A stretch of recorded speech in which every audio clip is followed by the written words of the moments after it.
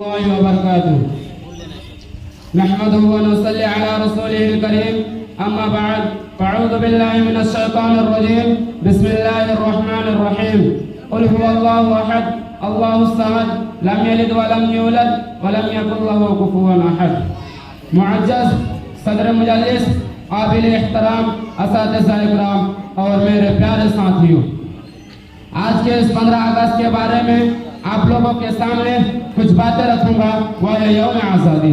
آج کا دن خوشی کا دن ہے، فخر کا دن ہے، تاریخ کا دن ہے۔ جی ہاں، آج 15 اگست ہے، ہمارا یوم آزادی۔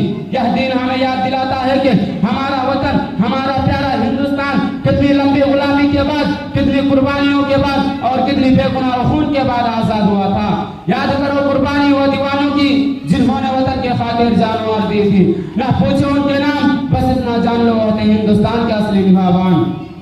دوستو، انگریزوں کی غلامی کوئی عام ظلم نہ تھا۔ یہ وہ دور تھا کہ جب ہندوستانی کو اپنے وطن میں ہی دوسرا درجہ دیا جاتا تھا، اور سب سے بڑی بات، انسانیت کو بندوق کے زور پر کچلا جاتا تھا۔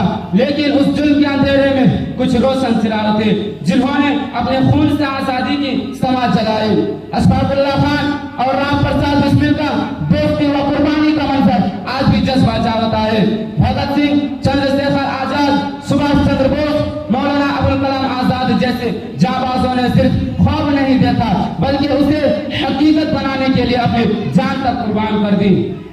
دوستو، آج ہمیں سوچنا ہوگا کہ ہم نے اس آزادی کے ساتھ کیا کیا کہ ہم واقعی ان شہیدوں کے خوابوں کا بھارت بنا پائیں گے۔